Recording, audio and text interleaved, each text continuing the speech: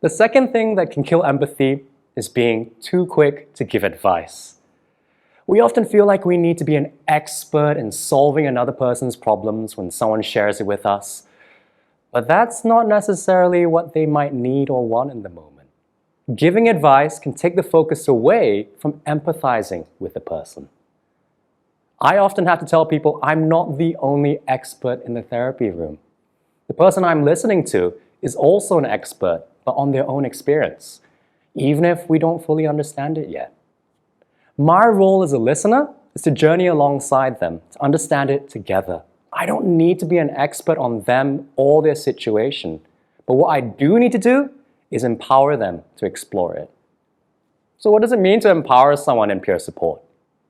It means allowing other people to be the experts of their own lives and to nurture their inner resources. When we do that, it allows us to focus more on building them up and helping them feel heard so that they can find resolutions on their own. Our main role as a peer supporter is to provide a non-judgmental environment where they can feel heard, not to give them advice. Let's take a look at another example. Here, Judy is having a chat with a colleague, Leslie, about a difficult situation at home. Judy says, "Things with my family have been so busy and chaotic recently. I feel so tired every day." Leslie says, "You should try and plan your time better." That might be another familiar interaction for us. And just like before, take some time to jot down your answers to these next two questions. Number 1, how do you think Judy felt after what Leslie said? Number 2, what led Leslie to respond in that way?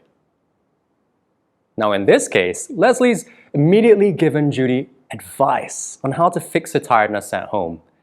Like Alex, Leslie may also have felt uncomfortable with her friend's feelings, and as a reflex, she's turned to fixing to make the unpleasant feelings and discomfort stop. Now Leslie probably had really good intentions and wanted to help Judy solve her problems. However, giving advice or suggesting solutions, especially when it hasn't been asked for, can often leave the other person feeling judged. Unsolicited advice can imply that they missed something or they were not good enough in doing their job.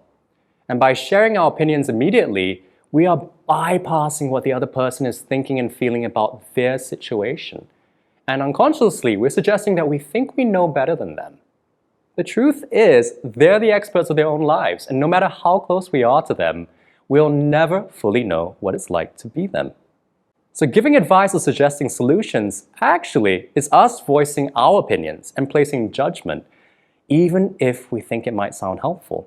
It's usually really well-intentioned. We just want what's best for the other person. But it also assumes that they can do something about the situation. But a lot of the time, situations that people are upset about may actually be completely out of their control. Besides, people are the experts on their own lives, and our suggestions may or may not be relevant. So far, we've covered how pushing positivity and giving advice to others as a reflex can kill empathy, because we skip the stage of hearing how they feel. It can also imply negative judgment, no matter how well-intentioned our responses are, and this can leave the other person feeling unsafe or ashamed to share more about themselves. So, what can we do to help show empathy and help the other person feel heard?